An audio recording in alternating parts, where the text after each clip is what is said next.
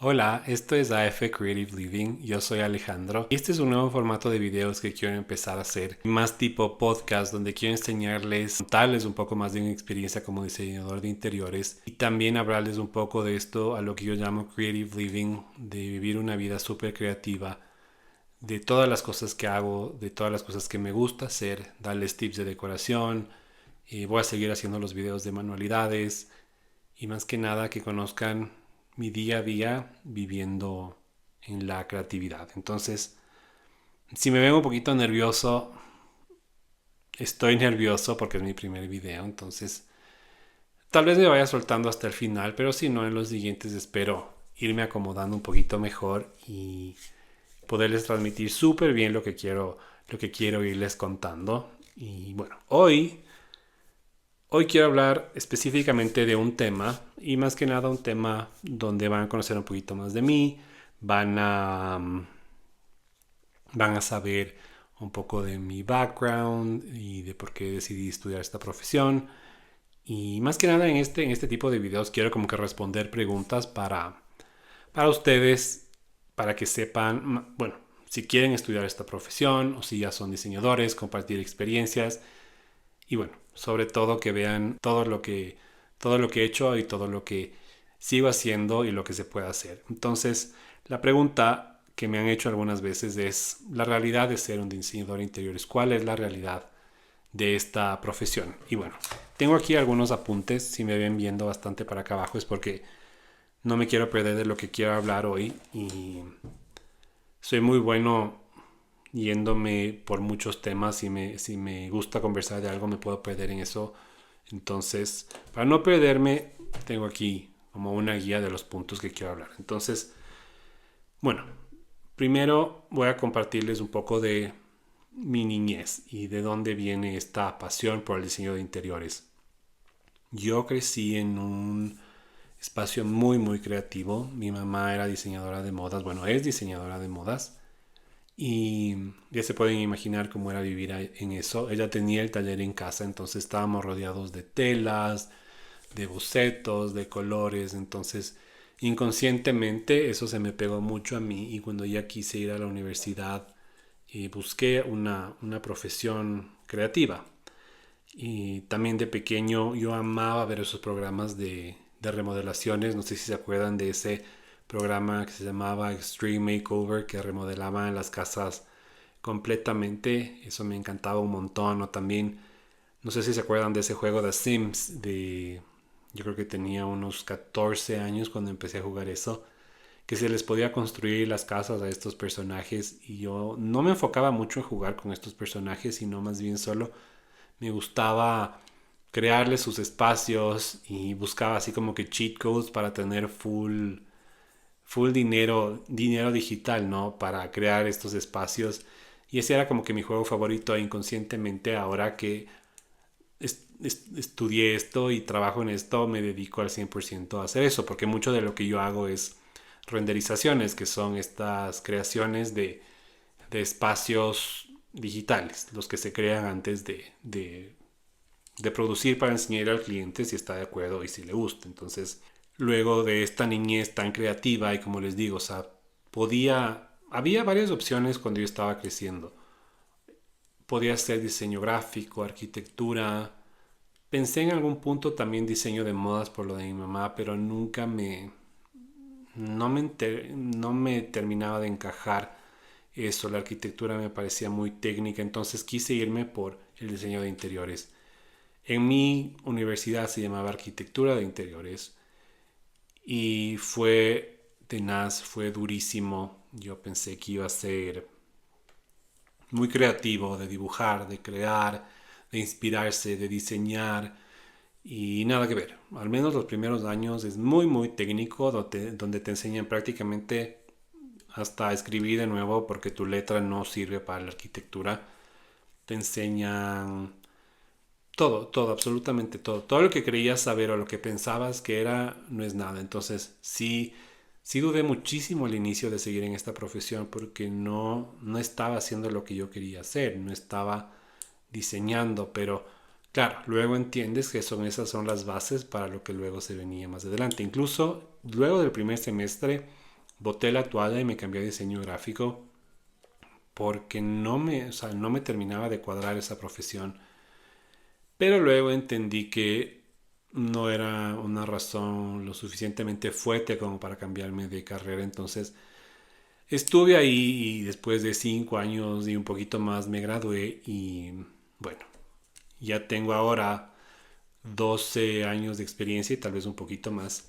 Y he estado en varias ramas del diseño interior. Me he enfocado mucho en diseño de muebles, en diseño residencial. Ahorita estoy haciendo mucho de diseño retail, que es diseño de tiendas comerciales. Entonces he estado por muchas ramas que me han dado experiencia como para hablar de muchos temas en lo que es diseño y creo que de varias experiencias que he tenido. Entonces, hablando de la realidad del diseño, ya hablando en sí de la profesión, si están pensando que es color y decoración y pintar paredes y comprar muebles, sí hay eso, pero detrás de eso y antes de eso vienen muchas otras cosas. Hay que saber de administración, de presupuestos, de manejo de proyectos.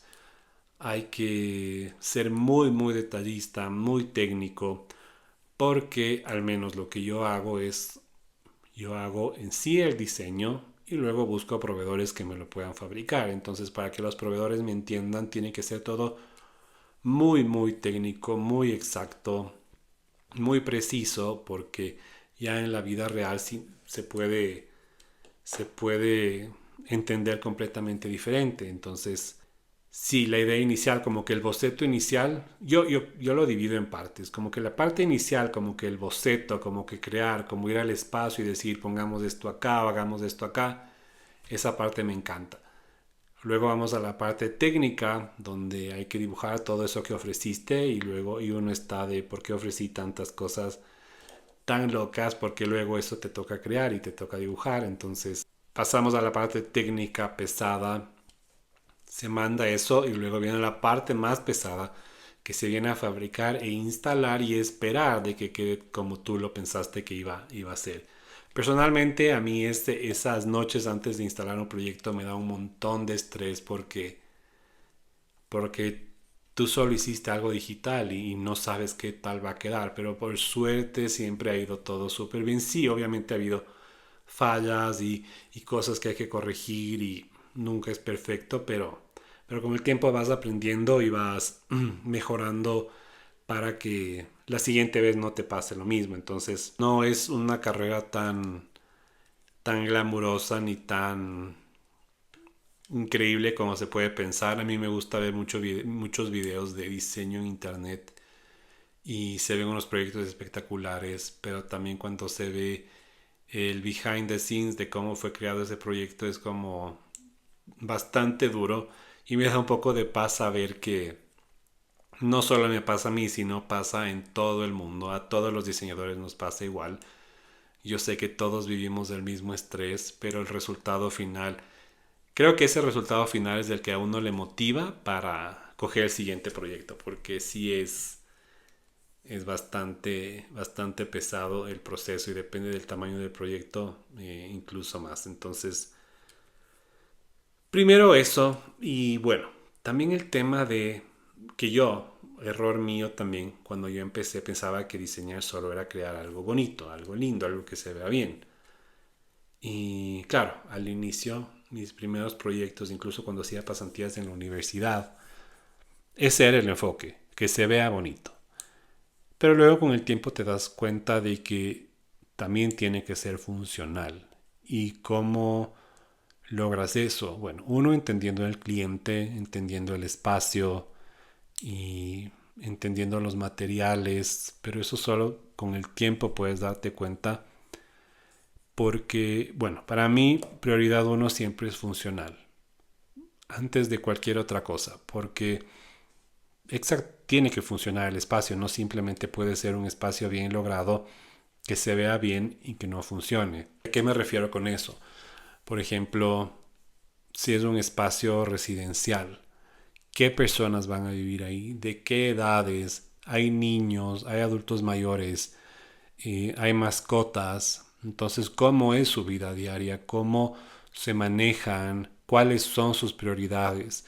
¿Cocinan bastante? ¿No cocinan? ¿Cuáles son sus áreas principales? Hay que entender más que nada desde el inicio al cliente para saber qué es lo que busca y qué se va a proponer. Entonces, por ejemplo, hay clientes que no les gusta cocinar y que su cocina simplemente quieren que se vea wow. Entonces, la funcionalidad en la cocina pasa a un lado B y pasa a ser un lugar muy estéticamente bonito visiblemente. Entonces, pero digamos que pasan a la prioridad que quieren una sala de estar donde pasan la mayor cantidad del tiempo. Entonces le damos un realce a esa sala de estar, tal vez le damos más amplitud, más comodidad. Entonces primero hay como que conocer al cliente para saber cuáles son sus prioridades y que el recorrido diario del cliente ahí sea, como les digo, funcional. Igual como si hay niños, el tema de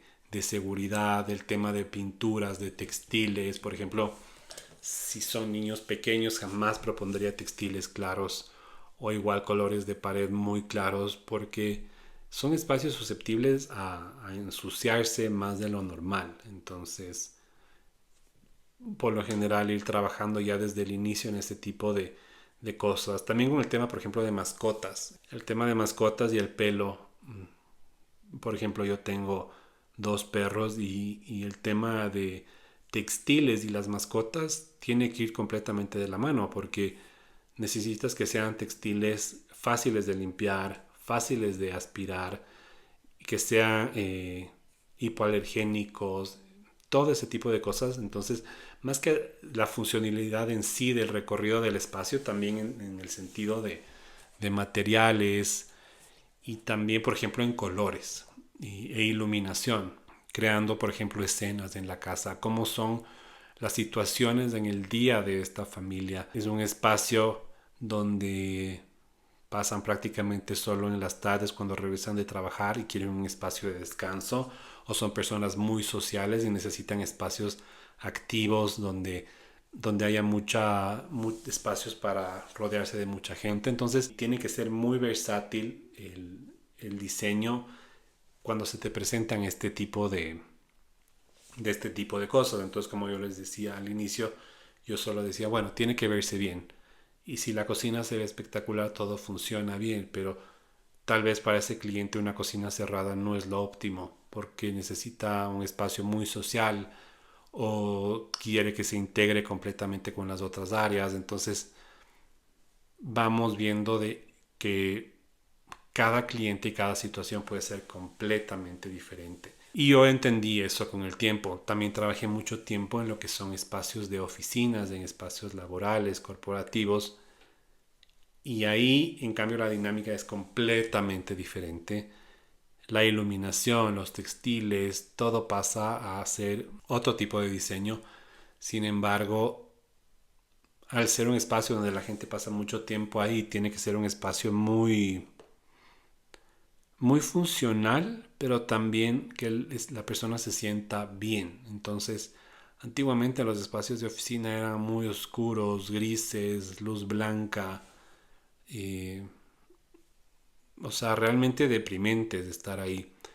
Pero ahora son mucho más vivos, más colaborativos, más donde se realzan áreas en colores, donde se especifican espacios para actividades, donde se piensa en el usuario en varias horas del día en qué actividades va a realizar. Entonces, muy diferente a lo que se hacía antes y se piensa mucho en el día a día de la persona. Entonces, varía mucho en el sentido del espacio y en el sentido de lo que se quiere lograr. Una de las cosas también que es muy real para los diseñadores de interiores y que ya les dije hace un ratito es el tema. Tiene que ser un diseño muy específico, muy detallado y no solo en medidas, sino también en materialidad.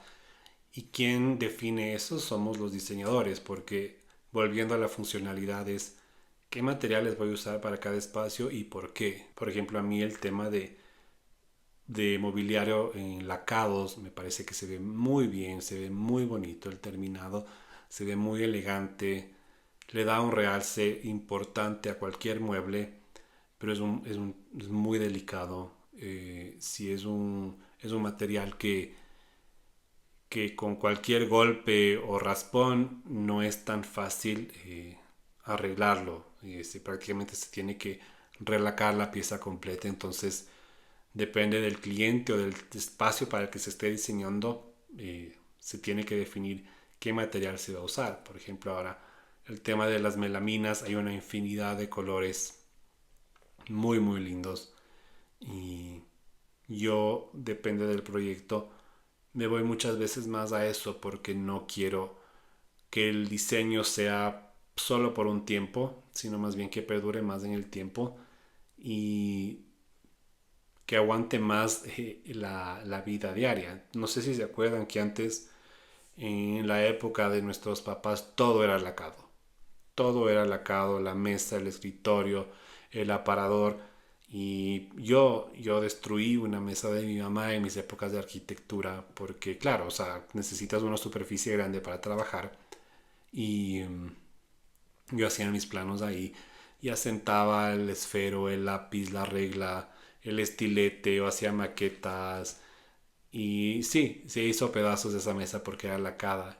Y por esa misma razón, luego yo, cuando ya me fui a vivir solo y decidí y compramos un comedor, me fui por algo en melamina porque es fácil de limpiar, le puedes pasar cualquier cosa por encima y yo como hago también muchos temas de manualidades, necesito una superficie resistente a todas esas cosas que a mí me gustan hacer para no dañar esas cosas. Entonces, el tema de materiales es importantísimo, por ejemplo, igual para niños. Decía que son, eh, o sea, como están en su etapa de crecimiento y pueden golpear las cosas o dañarlas, hay materiales que son más resistentes para ellos, para que sean muebles que perduren en el tiempo.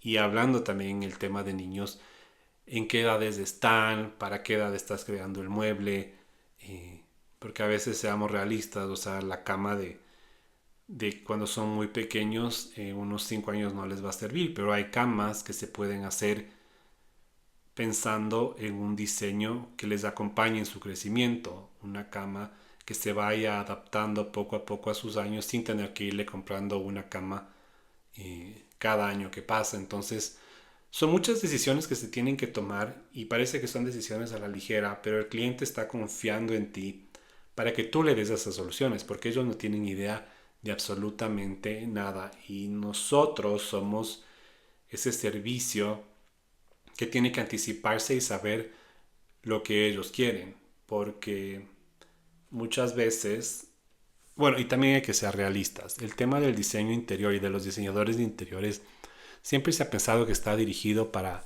una audiencia de un nivel económico un poco más alto porque mucha gente está acostumbrada a que uno mismo puede hacer sus propias remodelaciones.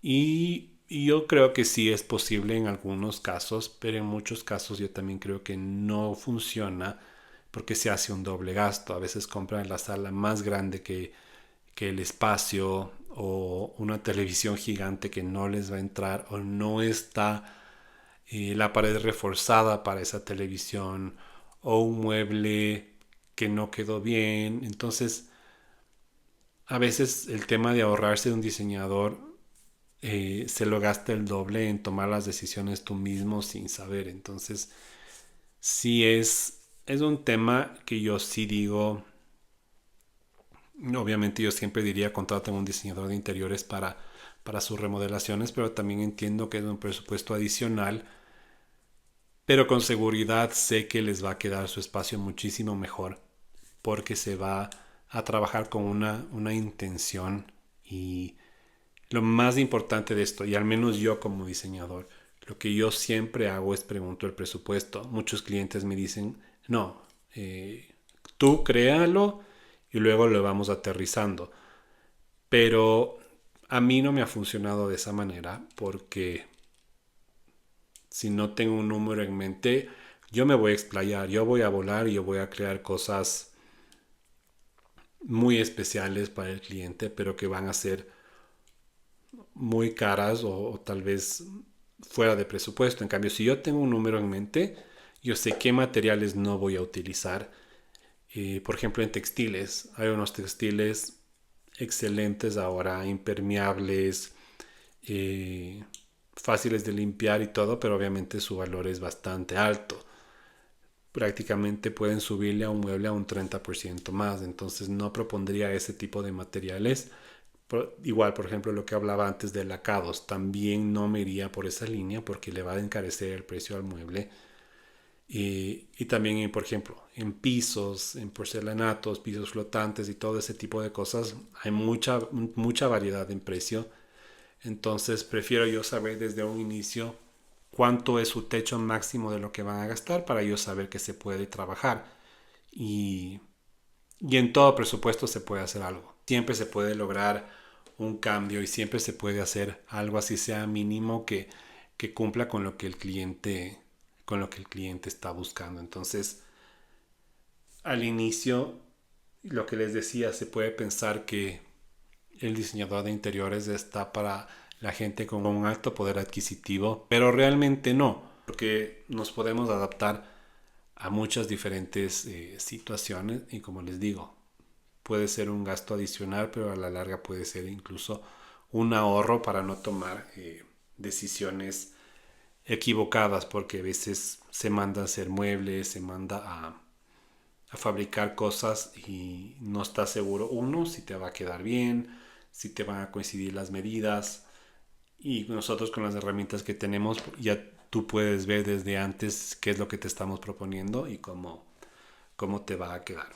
Un día a día para un diseñador de interiores, más o menos cómo se ve mi día a día. Depende mucho, yo soy freelance, yo trabajo para mi propia empresa, entonces yo defino mucho mi día, cómo va a ser, pero prácticamente se resume en hacer muchísimos planos, eh, siempre ya sea planos de distribución o planos de muebles, esa es la prioridad principal porque siempre de ahí parten todos los proveedores. Entonces siempre es, al menos de mi lado, que yo hago bastante del diseño, hago los planos, hago los renders y luego paso a reuniones con proveedores para ver si entienden todo lo que les propongo.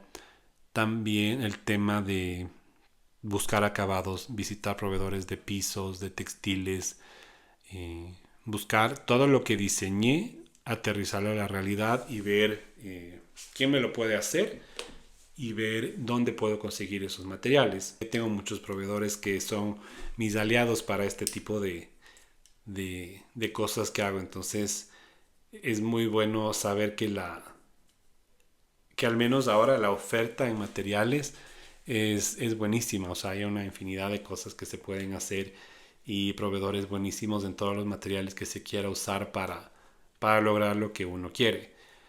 Últimamente mucho del trabajo que estaba haciendo es bastante lo que son tiendas comerciales, retail y ahí es otra manera de trabajar porque tienes que trabajar muchísimo más rápido, porque los tiempos con ellos son muy cortos para hacer definiciones de materiales, para hacer como que en sí el proyecto, porque por lo general se lo tiene que hacer en ciertas épocas del año, porque para ellos, por ejemplo, los meses altos como diciembre a noviembre son meses donde sus ventas son más altas, entonces todo tiene que estar listo antes de eso, entonces se tiene que trabajar mucho a inicios del año en esto y prácticamente estás en en un calendario donde semanalmente tienes que completar, ¿cómo se dice?, los deadlines para llegar a los tiempos que ellos te piden. Entonces, ya depende mucho del área de trabajo en el que se enfoque cada diseñador, pero, por ejemplo, si son proyectos residenciales, a mí me encantan los proyectos residenciales porque me gusta mucho pensar en el día a día de las personas que van a estar ahí. Me encanta diseñar cocinas, me encanta diseñar baños.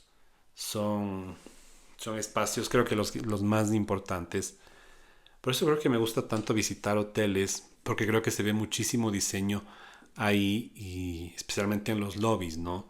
Donde se ve realmente a veces los mejores diseños se puede ver en el lobby de un hotel, porque son las entradas de bienvenida para inspirarte y para generar muchas emociones desde un inicio.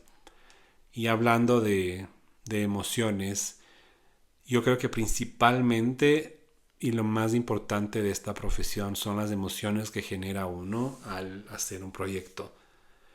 Si hablamos de funcionalidad, de diseño, de materiales, de proveedores, pero a la larga y lo que me he ido dando cuenta con el tiempo son las emociones que uno genera cuando un proyecto está bien logrado y no hay nada más satisfactorio que ver a un cliente feliz en su espacio.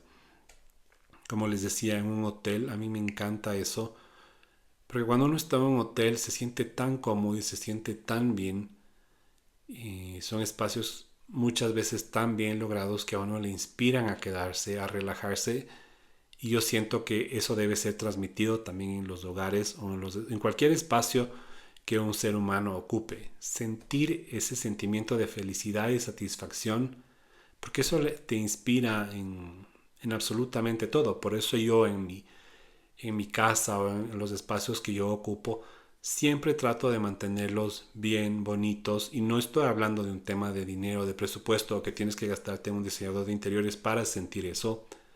Pero sí un cuadro, un color, un jarrón, unas plantas, algo lindo que te inspire a estar ahí y te guste estar en ese espacio. Porque si no te pasa completamente lo contrario, a todos nos ha pasado cuando estamos en por ejemplo, no hay nada más claro en este ejemplo que a veces los hospitales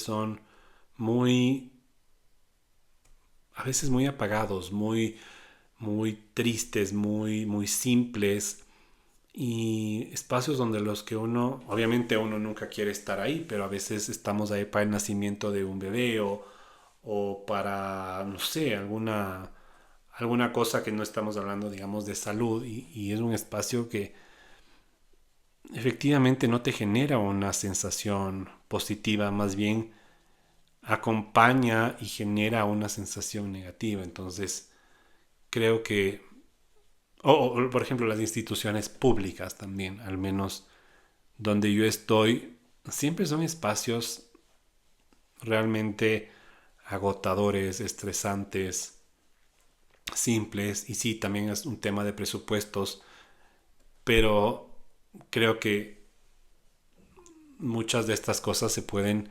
omitir simplemente con cambios de materiales, con colores, con el tipo de mobiliario que se utiliza, porque nos va a hacer sentir mejor. Yo creo que no hay nada mejor que ese sentimiento de sentirse bien en donde quiera que uno esté. Entonces, eso para mí ha sido yo creo que un despertar de esta profesión, que con el tiempo he ido viendo que eso es lo que yo busco al menos lograr. Y en mi día a día es lo que yo busco para mí. Por eso me gusta viajar tanto, porque busco sentir esas emociones, busco inspirarme, busco estos lugares felices, estas cafeterías. A veces me voy y trabajo en una cafetería simplemente porque es linda, porque me inspira, porque me motiva. Y los diseñadores de interiores son los que logramos estas cosas. Entonces, más que nada eso, resumiendo y para no alargarme más, esa es la realidad de un diseñador de interiores. Como resumen, es un tema donde la funcionalidad es primordial, donde no todo es colores y diseños, decoraciones todo el día, sino es un trabajo fuerte, un trabajo de investigación, un trabajo de entender. Y si bien sí hay mucho de crear, viene acompañado siempre de muchísimas otras cosas. Entonces sí, la realidad es lindo, sí te motiva, pero no deja de ser estresante. Pero como todo, ¿no? No creo que haya una profesión que no tenga sus problemas, pero cuando tú creas un espacio y dices, esto hice yo y tienes un buen feedback de lo que has hecho, no hay nada más gratificante que eso. Entonces, como primer episodio quería hablarles de esto. Espero que me hayan entendido. Creo que sí me solté, creo que los nervios se me fueron un poco más al final. Pero bueno, espero que sigan viendo estos videos. Voy a seguir hablando de estos temas, profundizando en muchas de las cosas que ya hablé hoy. Voy a hacer muchos tutoriales de decoración para el hogar y muchas otras cosas que quiero seguir haciendo. Así que gracias por verme. Sigan viendo todo lo que hacemos y esto es AF Creative Living.